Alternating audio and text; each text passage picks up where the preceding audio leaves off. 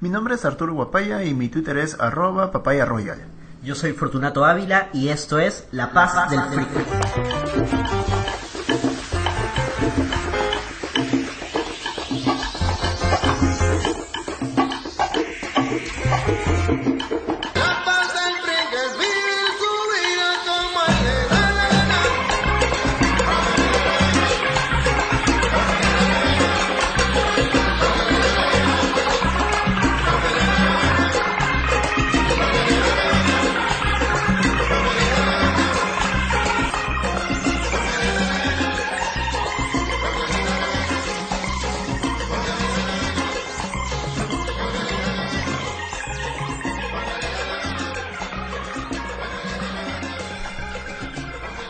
Bienvenidos a La Paz del Freak. Este es un nuevo proyecto en el cual busco entrevistar a diversas personas que estén metidas en cosas que les gustan, que les apasionan y que nos cuenten un poco de eso, de aquello que los mueve, aquello que los hace freaks, que los hace diferentes, que en algún momento de repente pensaste que no era una buena idea, resultó ser una buena idea. Pues acá estamos en eso.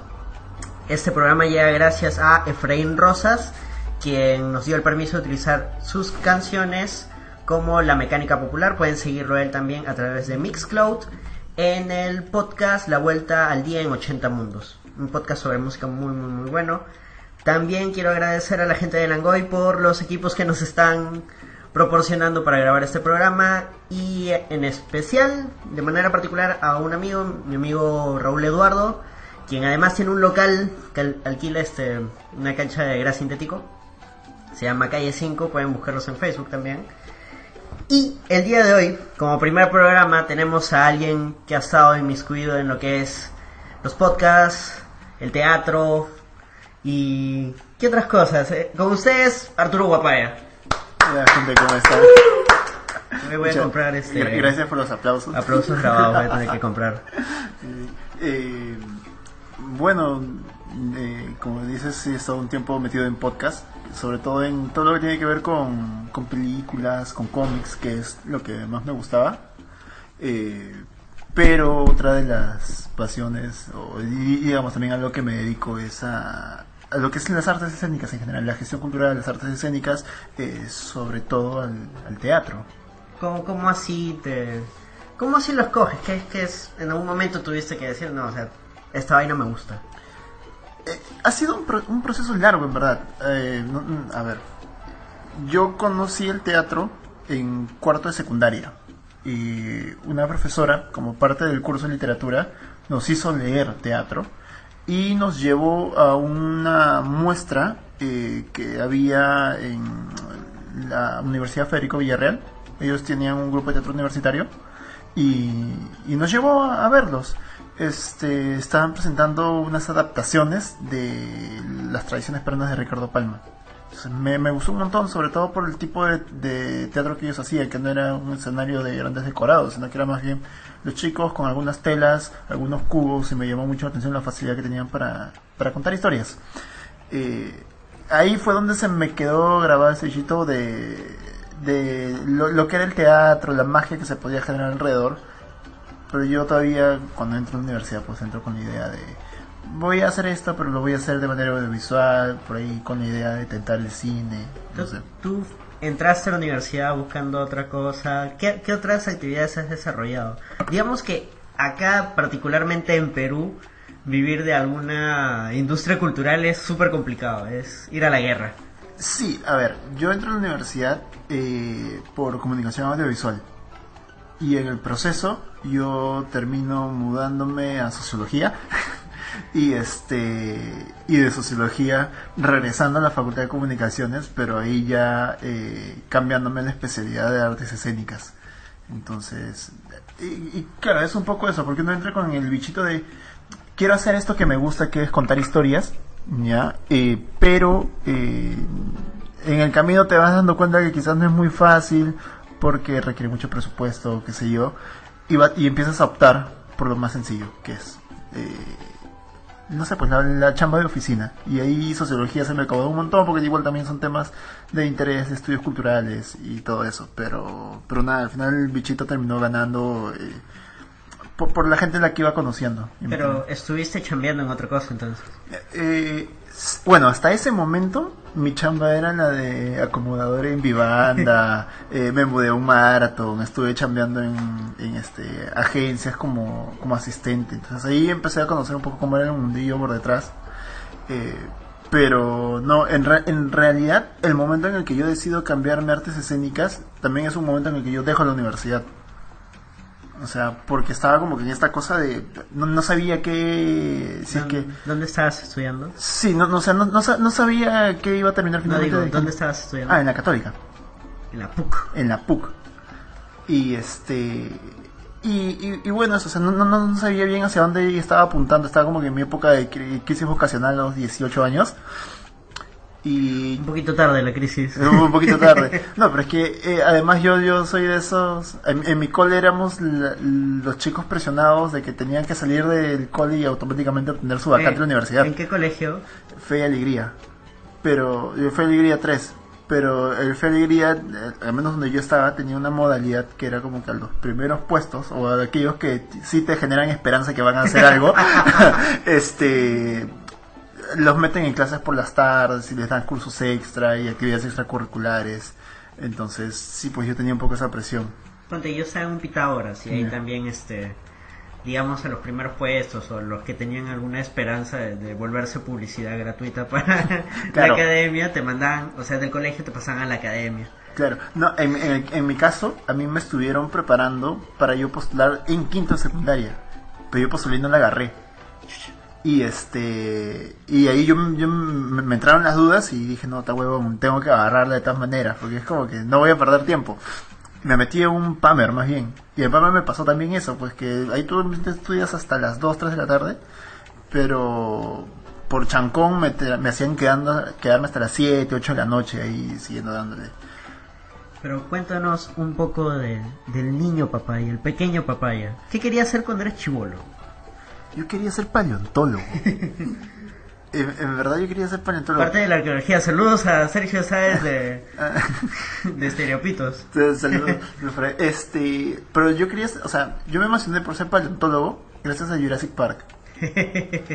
Pero cuando, o sea, y es curioso, por eso siempre digo que mi rollo va alrededor de contar historias, porque yo me empiezo a gustar la paleontología por Jurassic Park y después de eso más bien empiezo a ver un montón de películas de ciencia ficción. Y un elemento recurrente que se vuelve ahí es ver los making of, cómo hacían esa los efectos especiales. Y además esa era la época de la animatrónica. Yo me acuerdo que de chibolo pirateaba cable. Yo no lo hacía, pero me pasaban. De ahí ya lo cortamos por un tema de legalidad. Y en Discovery Kids había un programa que se llamaba Mecánica Popular para Niños. Sí. Y aparte había otro también que era de efectos de cine. Y te explicaban cómo funcionaba todo. Era bajísimo. Y esos eran los programas de los que yo paraba aprendido. Entonces, ahí fue, digamos, inconscientemente, pero lo que me empezaba a gustar ahí, ahora que lo veo en retrospectiva, era como el cómo hacer que esto que veíamos finalmente se haga realidad. O sea, los trucos, las dinámicas. Y bueno, yo recuerdo que también por esa época empezó a hacerse popular, salió Sin Escape. Sí, o sea, primero en Canal 5, luego Canal 5 se va al cacho y se pasa al 4. Sí, y claro, puede sonar como que muy un referente o un punto de partida muy monce, pero en verdad es para esas épocas donde lo único que teníamos era, pues yo también, mi viejo pirateaba cable hasta que me lo cortaron y televisión abierta. Muchachos, está mal, no lo hagan. Sí, no, bueno, tampoco ya se puede hacer ahora con las antenitas. Un poco no. más difícil. Pero bueno, o sea, y Sin Escape también cogió esa onda de empezarte a mostrar los making of, pero además empezar a entrevistar a directores, actores. Entonces, yo me terminé enamorando de Bruno. De historia de Bruno. Se convierte en mi crush. No, yo me terminé enamorando de las historias, pero básicamente por las películas. Y ahí es donde viene lo que precisamente en ese proceso, en volverme muy fan de las películas y de los directores, de los actores, de las historias que se contaban ahí, es que me llevan a ver esta obra de teatro en la Federico Villarreal, y también es como que descubro una nueva forma, o sea, que no solamente tiene que hacer todo con cámara y con efectos especiales, sino que puede ser también de alguna manera muy rudimentaria, pero quizás hasta más potente, porque esta sensación de que lo estás viendo delante tuyo era algo diferente. Pero claro, hasta ese momento hacer teatro todavía no es como una... yo quiero hacer teatro, sino qué bonito. No sé por qué me late, quizás me equivoque, ¿Ya? pero me late de que te gusta mucho el stop motion. Sí. Porque el stop motion tiene bastante de eso, pues, no es un efecto per se especial, computadora, no, es trabajo, chamba dura y pura y dura. Es gente haciendo... Yo recuerdo que a mí me encantaban eso porque de estos programas que estamos hablando, uno se dedicaba exclusivamente a mencionar lo de el chibolo que viaja en el Durazno. Jim, creo. No, ahorita no me acuerdo cómo se llama. Pero esa película te voy a mencionar ahorita, que creo que es de Tim Burton. Sí. No sé si es de él o la produce, ahorita no recuerdo. Mi memoria es muy mala. Pero creo que él la produce, no la dirige. Y pero claro, era esa cosa, era ese primer impacto de ver las formas en las que hay de hacer historias, y creo que eso es también lo que me termina llamando más la atención, no las formas tradicionales, sino cuando te arriesgas a hacer algo diferente. Por ejemplo, por eso la minimatrónica me parecía súper paja, porque ya no solamente se trataba de sentarte, escribir y que los actores la repitan o la reproduzcan frente a la cámara, sino que había todo un montón de gente preocupándose por hacer cosas detrás y que tú no veías su chamba. Entonces a mí me gustaba mucho esa chamba detrás, porque claro, la gente finalmente, los que terminan enamorándose del teatro se terminan enamorando por la actuación o por pero no. Pero hay harta chamba detrás, desde la gente de maquillaje, la gente de luces, utilería, todo es un chambón, y eso es lo que a mí me termina agradando, toda la parte de producción, de preproducción, de planificación, de la visión que se tiene para poder crear esto, porque, o sea, no es como que, pucha, ya se me ocurre que en esta escena voy a usar un tiranosaurio que corre. Y hay que hacerlo, no, todo eso hay que planificarlo con anticipación para que llegue el momento en el que tienes que grabar. Entonces eso me parecía súper interesante. Tú ahorita estás trabajando en un proyecto, coméntanos un poco sobre eso. Ya, bueno, yo estoy ahorita dirigiendo una obra que se llama Todas tenemos la misma historia, que son 3 monólogos, son 2 de Darío Fo y Franca Rame, que son 2 autores italianos. Uno es de Hernando Cortés, que es un autor peruano, y bueno, y también hemos teatralizado un poema que lo escribió un muchacho llamado Fortunato Ávila. Dicen que buena onda ese brother, ¿no? Sí, buena onda, pero un poquito carito los derechos de uso del texto. Sí, ¿cómo así escoges el tema? Porque ahorita estamos en un contexto súper complicado con eso. Ayer fue la marcha. ¿Llegaste a ir a la marcha? Sí, llegué a ir a la marcha, estuve un rato porque igual nunca comienza puntual, entonces... A todo esto hoy día estamos 26 de noviembre y el día sábado 25 de noviembre se desarrolló la marcha Ni Una Menos. Así es, creo que está pactada para comenzar a las 4, me parece, pero a las 4 recién fue la llegada de la gente, o sea, entre las 3, 4 y recién comenzó como a las 5 y media, 6, creo que empezaron a moverse. Un poco de problema de organización. Es que en realidad es el horario peruano. Sí. Bueno. Y o sea, sí, estuve ahí, pero a la pregunta, lo que me comentabas, es curioso porque yo me topo yo no inicio este proyecto de manera intencional. Ya. Yo organizo un laboratorio, si se puede llamar así, con actrices amigas, y una de ellas es la que llega al laboratorio con un monólogo que se llamaba La puta del manicomio. Porque, gente, haciendo un paréntesis, no todos los proyectos de Papaya se cancelan. No, todos llegan a buen puerto. Este podcast lo hemos hecho para desmentir para destruir ese mito. Sí, continúa.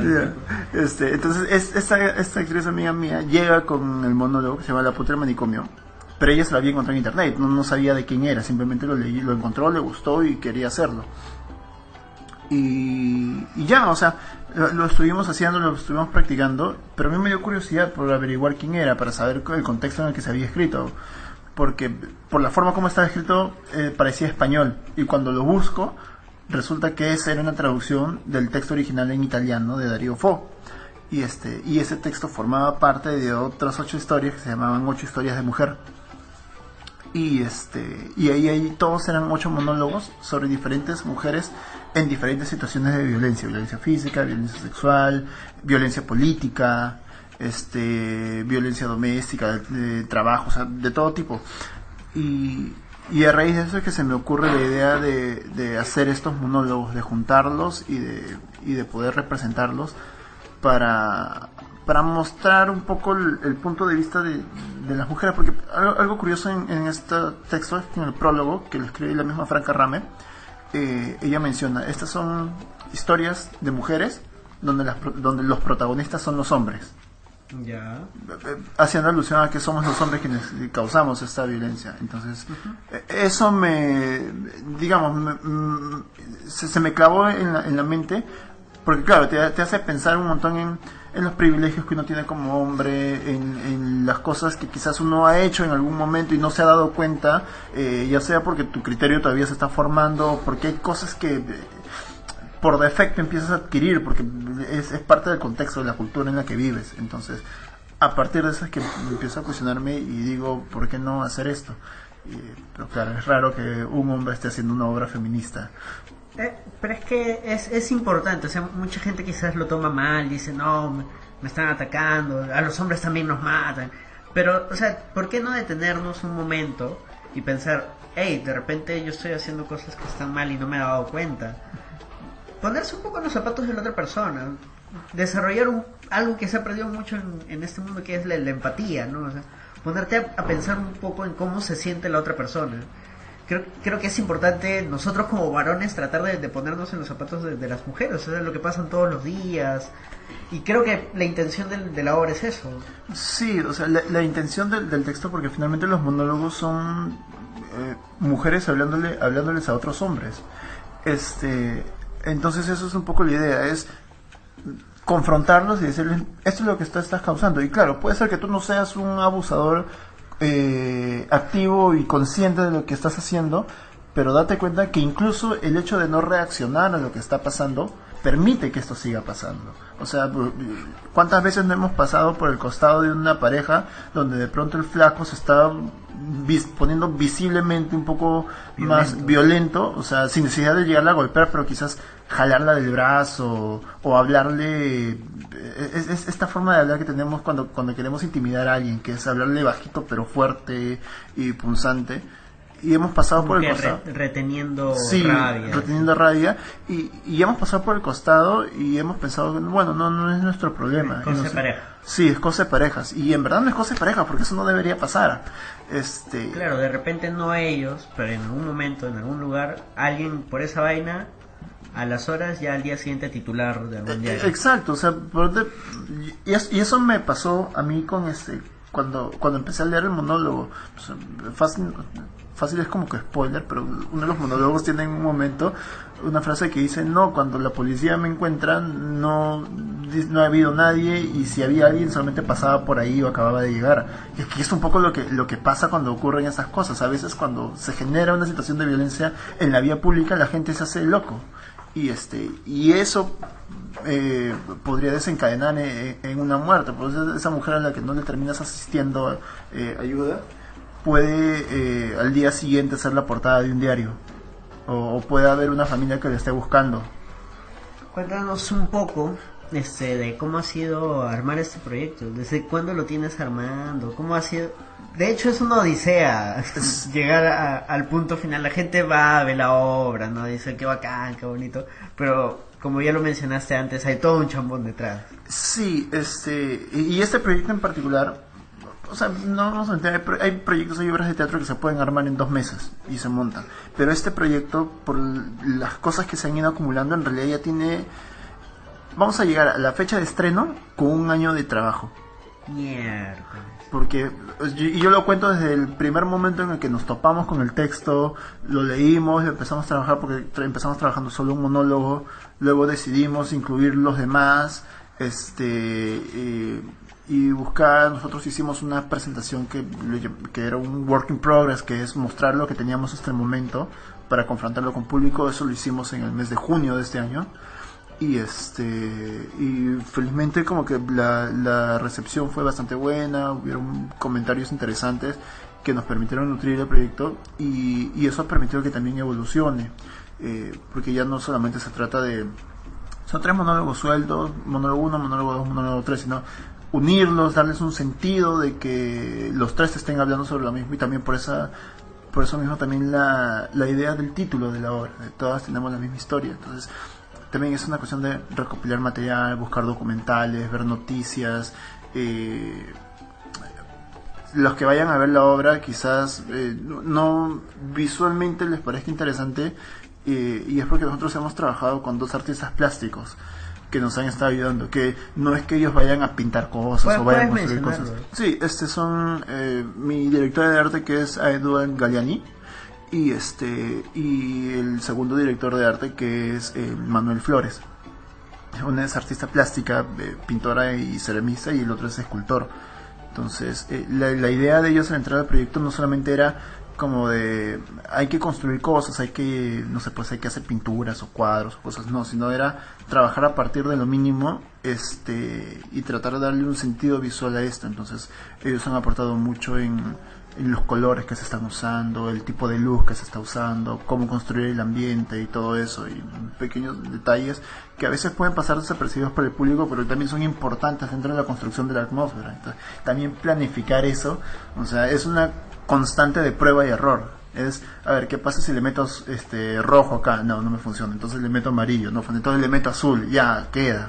Entonces, no, y a veces de que tus ideas tal vez no son lo que el resto espera, ¿no? De repente tú dices, esta idea me parece bien, pero luego cuando la presentas al resto de gente o en el work in progress que hiciste, de repente te diste cuenta, no, creo que no funciona tan bien como lo pensé. De hecho, y eso fue algo curioso, porque el work in progress nosotros tuvimos 2 fechas, por ejemplo. Voy a dar un ejemplo ya.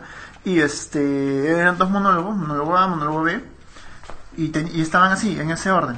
Y en los comentarios después del work in progress, porque le pedimos a la gente que se quede a comentar, uno de los participantes lo que dice es, el primer monólogo me resultaba mucho más esperanzador y el segundo más bien me termina dejando abajo, por lo que está contando. Entonces lo que decidimos fue invertir el orden en función a eso y poder ver qué salía de ese cambio. Y lo que ocurrió es que efectivamente la gente reaccionaba de manera diferente, es decir, se topaba con un caso crudo, duro, que tenía un final quizás no muy agradable, y luego venía esta otra historia que tenía un contexto más o menos similar, pero que por las características del personaje terminaba, no sé, proyectando un poco más de luz hacia esto.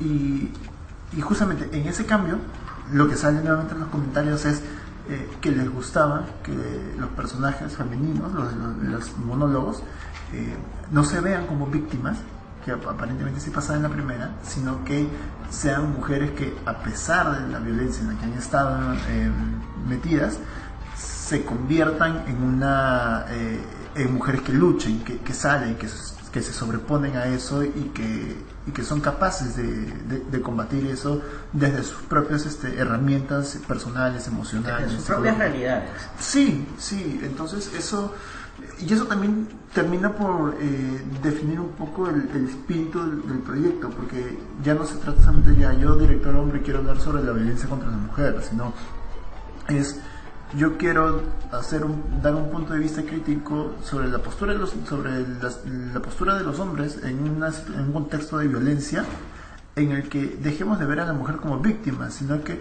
ella se convierte también en el principal protagonista de una agenda que lucha contra esto. Y bueno, ya también en el proceso de investigación hay un montón sobre,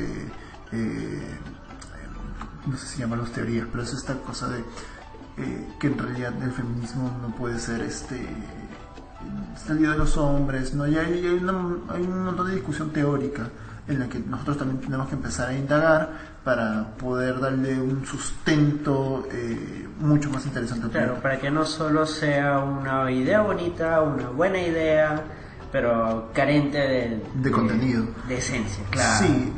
Sí, la idea era eso, y también por lo que mencionabas, como por el contexto en el que estamos ahorita. Ahorita la cosa está bastante jodida, y muy probablemente siempre lo estuvo, siempre estuvo muy jodida, pero no se hablaba de eso. Hoy día ya se visibiliza cada vez que ocurre uno de estos actos y se movilizan muchas personas, sobre todo muchas mujeres se movilizan. Claro, vamos paso a paso, o sea, gente, no se asusten, no entren en pánico, o sea, este tema es precisamente para que disminuir estos casos, disminuir esta violencia, que todos necesitan ayuda, sí, todos necesitan ayuda, pero digamos, no nos podemos centrar un momento en algo y hacerlo bien. Es eso precisamente, el hecho de que creo que en las generalidades lo que terminamos haciendo es perder el rumbo de cuáles son aquellas cosas por las que tenemos que preocuparnos. Y más bien ese tipo de proyectos que hablan sobre cosas bien específicas, en este caso sobre el tema de la mujer, ayudan a que no solamente se pueda observar un punto de vista que puede ser el de el mal llamado feminismo radical, sino que también te permite ver otras aristas desde el punto de vista de las propias mujeres que sufren esta violencia, qué es lo que está pasando por su cabeza, porque finalmente los textos que trabajamos nosotros, al menos en nuestro proyecto, no te dicen el hombre es malo, no te dicen yo soy una pobre víctima, sino que simplemente te están contando lo que les ha pasado y cómo es que ellas han reaccionado a eso. Simple y llanamente eso. Y eso a veces puede resultar mucho más perturbador para la persona que lo escucha, porque está viéndolo de manera objetiva, se vuelve una realidad mucho más cruda.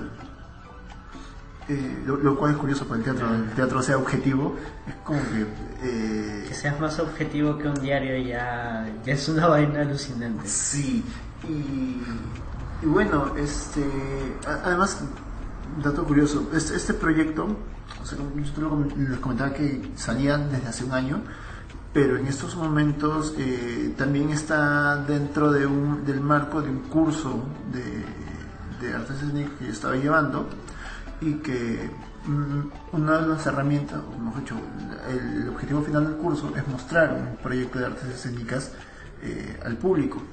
Entonces, conversando con mis actrices, decidimos enmarcar el proyecto dentro de eso porque nos permite acceso a presupuesto, a facilidades para difusión y asesoría por parte de personas que también trabajan el tema. Y lo curioso es que en un curso donde hay 10 proyectos, 6 están hablando sobre violencia contra la mujer. Entonces, eso ya no solamente es no es como que ya se te ocurrió una idea porque yo soy un radical, sino que en realidad ya resulta sintomático de lo que está pasando. O sea, es una realidad, es algo que sucede todos los días, es algo a lo que no podemos taparnos los ojos. Sí, eso sí. Vamos a bajarle un poco, porque se está poniendo un poco denso el tema. Es importante tocarlo. Si pueden buscar más información del tema, realmente háganlo, instrúyense. No está mal no saber. O sea, si no tengo idea de cómo funciona esto, no lo voy a atacar. Simplemente conozcan un poco el tema. Pero ahora quiero que me expliques un poco cómo ha sido trabajar con otras personas. O sea, un proyecto como lo que es el teatro o en general o la música u otras artes es complicado cuando tienes que chambear con otras personas, cuadrar tiempos, ver horarios. A ver, yo recuerdo una frase que nos decía un profesor en el tercer ciclo de la facultad, que era lo malo del teatro es que tienes que trabajar con personas. Y sí, es verdad, porque a ver, normalmente pongamos en la situación laboral más común para las personas en general, que es el trabajo de oficina, donde tienes que lidiar con un jefe, con compañeros, que obviamente todos tienen agendas particulares, pero que al mismo tiempo también tienen que responder a un mismo objetivo, porque tienen que cumplir plazos, tienen que cumplir metas, cantidades de dinero que se deben de producir, o un nivel de producción que te exige, ¿ya? En el teatro eso es mucho más complicado, porque tú no puedes cuantificar lo que estás produciendo, porque finalmente durante todo el proceso de ensayos, que vendría a ser como que el proceso de producción, ¿ya? Tú simplemente puedes dar lo mejor de ti y tratar de aportar un montón de cosas de tu universo personal, y hacer que entre en diálogo con el de otros, para poder construir esta ficción en la que se está trabajando. Yo creo que sí lo podríamos cuantificar, ¿no? Ahí tenemos que hablar un tema de negocios. Bueno, ya se cuantifica después cuando tú te das cuenta, por ejemplo, si es que está yendo mucha más gente o cuánto rebote puede estar teniendo. Pero en el proceso mismo de creación es un toque complicado, y ahí es donde entra lo que mencionas sobre el lidiar con gente, porque además no solo es llegas a tu ensayo y ya, te pones a decir tu texto y mágicamente no es todo solo aparece. ir, hablar, me vacilé y me voy. No, claro, porque por ejemplo en teatro siempre se hace lo de tienes que pensar en el personaje. Una de las primeras reglas en teatro es: no importa si tu personaje es un hijo de puta, tú tienes que centrarte en por qué tu personaje es un hijo de puta, y este ejercicio que siempre se hace, que es defiende a tu personaje, o sea, darle argumentos para que lo que él hace tenga validez. Tú vas a los ensayos con tu látigo, toma, haz lo mejor de ti. En realidad es un látigo bien emocional, o sea, a mí me ha pasado desde gente que ya porque quizás ha tenido alguna experiencia muy cercana a lo que está leyendo, es capaz de levantar el texto, interpretarlo de una manera muy interesante, y a partir de eso se puede empezar a construir. Pero también hay gente que no tiene experiencias cercanas al respecto, en este caso, por ejemplo, violencia contra la mujer, el caso de una violación, y hay todo un proceso de búsqueda de verdad, o sea, no la vas a exponer a una situación de violación para que pueda tener verdad sobre lo que va a decir. Exacto. Entonces hay una serie de ejercicios de simulación al respecto, y eso resulta ser agotador emocionalmente. O sea, me ha pasado que en mitad de ensayo nos he tenido que parar porque los actores ya se sienten muy agobiados, porque el tema es muy denso, se cargan mucho emocionalmente. Y un ejemplo que me daban también a mí mucho en la universidad era ¿qué pasa si uno está trabajando una comedia pero acaba de venir de enterrar a su papá? O sea, ¿cómo te pones en esa situación? La gente no piensa en eso. Sí, y entonces todo eso es una cuestión emocional, porque tú en el trabajo a veces tú te puedes decir, ya, ok, no voy a chambear hoy día, somos en la oficina 10, pueden seguir chambeando 9, pero en una obra de teatro no va uno y no se puede hacer, o no se puede ensayar, o no se puede hacer función. Excepto cuando tú eres el encargado de pagarle esos 9. Exacto. Van a evitar de que te vayas. Sí, pero en esos casos es complicado, y a mí me ha tocado. Claro, todo funciona como una secuencia, un mecanismo de engranajes. Y y creo que el teatro es quizás uno de los espacios en los que mejor se puede ejercitar precisamente la empatía, porque uno entra en consideración con lo que el otro está trayendo de fuera, de su vida personal, y es consciente de que está poniendo eso a disposición de los demás para poder construir algo que pueda tocar las fibras en las personas que después lo van a ver. Entonces es un juego constante de negociación entre emociones y pensamientos, y ahí se genera una línea muy delicada. Bueno, también de ahí ya se genera este mito de que todos los actores son depresivos o tienen manías particulares. Emo papaya. Sí, pero es que en verdad es una chamba complicada porque trabajas con tus emociones. ¿Cómo crees que podemos acercar esta chamba que, como dices, es muy sacrificada, es muy emotiva, a la gente? La gente no está acostumbrada a ir al teatro, prefiere tal vez el cine u otro tipo de entretenimiento. ¿Cómo crees tú que se puede acercar el teatro a la gente? Bueno, lo primero es que también la gente de teatro dejemos de creernos los grandes intelectuales. ¡Boom! Ya. Lo dijiste.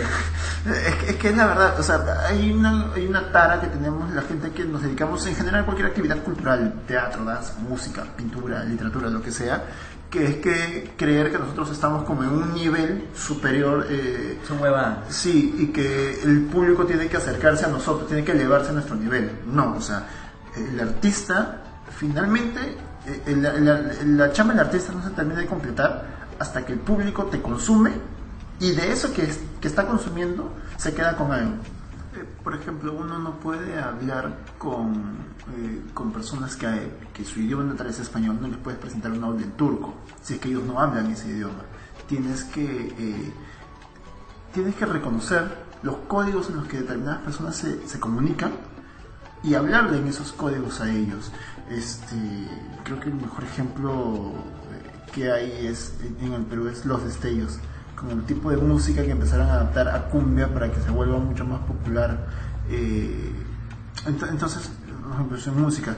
En teatro también, creo que el teatro tiene que aprender mucho del contexto de la sociedad en la que vive, y en lugar de imponerle tipos de teatro, crear un teatro a partir de eso que hay en su sociedad. Y a veces claro, tendemos a ser muy pretenciosos, entonces traemos obras americanas, traemos obras europeas, traemos obras de Argentina, que pueden ser muy interesantes, que hablan sobre nuestra realidad, o que hablan de realidades similares, que pueden servir como metáforas, pero creo que también hemos perdido mucho de vista el hablar a partir de nuestra propia realidad y con nuestro propio lenguaje. Con lenguaje no solamente me refiero al idioma que hablamos, sino también los códigos culturales en los que nos manejamos. O sea, ¿por qué no se podría hacer una obra de teatro sobre recicladores en Lima? O una obra de teatro sobre los cómicos ambulantes. Me la vendiste, ¿no? Los choches en el teatro. Los choches. De hecho, ahora en diciembre se va a estrenar una obra que se llama Gallinazos, que está basada en el cuento de Ribeiro. Que habla precisamente de eso. O sea, aparte del punto de vista de los recicladores. Claro, tú hablas de los cómicos ambulantes. Hay una obra muy buena que se llama A ver un aplauso, que está situada en eso.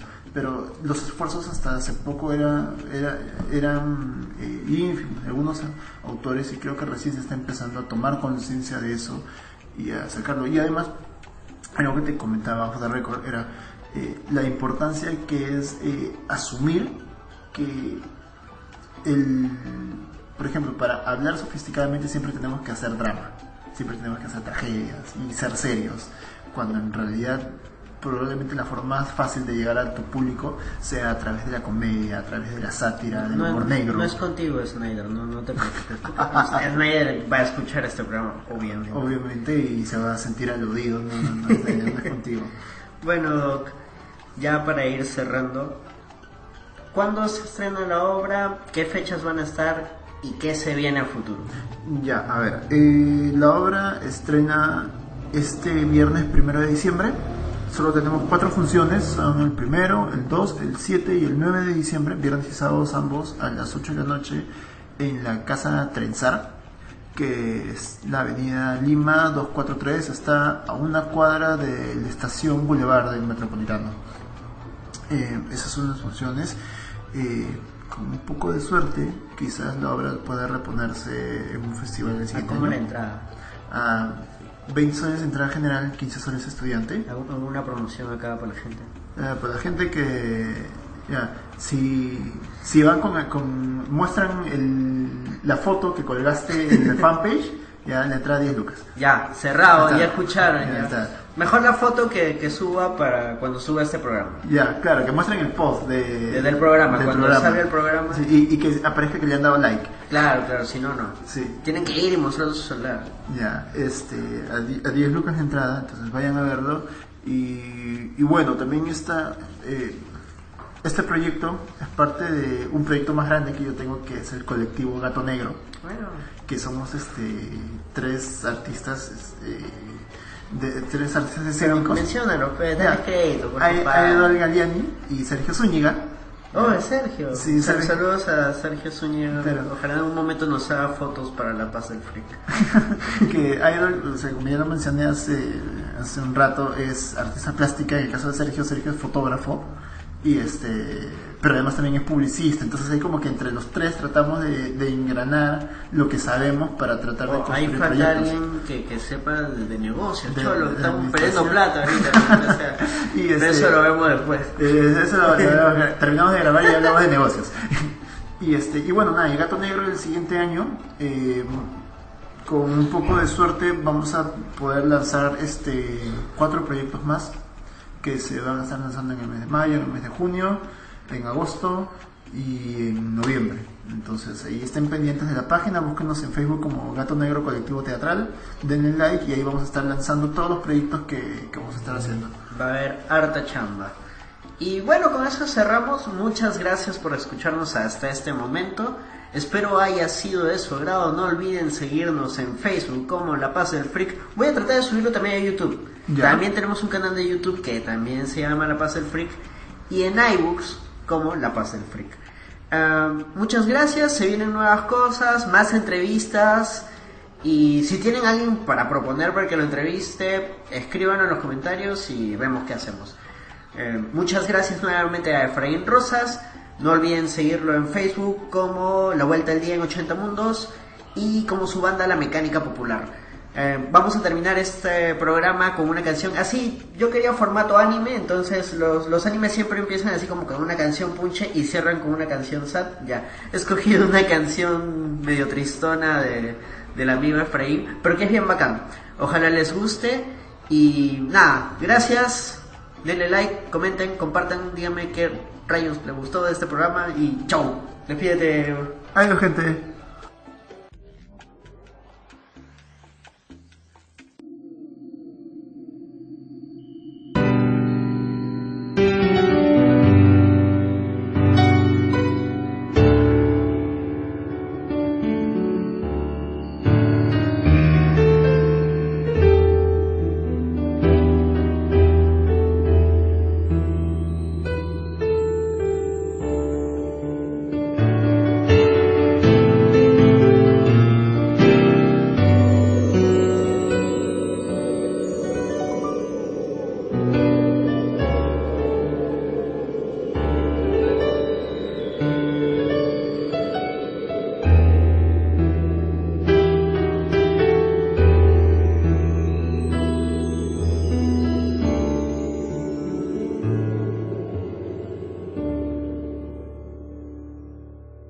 Viéndote ahí entre gente que alguna vez se cruzó en nuestra vida, es aquella que quedó atrás. Siento un dolor tan intenso como aquel que viví el día que tú me dijiste adiós. Por eso quiero olvidar la tristeza y la desilusión que dejaste en mi corazón y decirte adiós.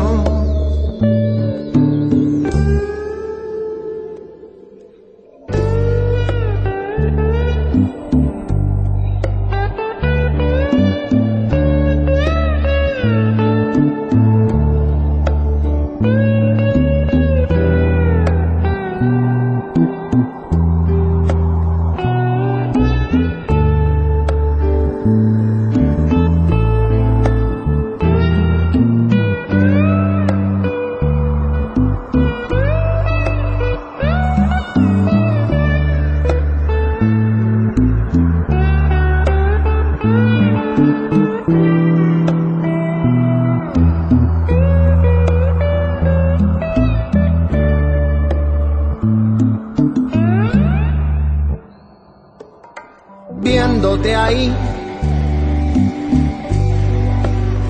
entre gente que alguna vez se cruzó en nuestra vida, es aquella que tú atrás. Siento un dolor tan intenso como aquel que viví el día que tú me dijiste adiós. Por eso quiero olvidar la tristeza y la desilusión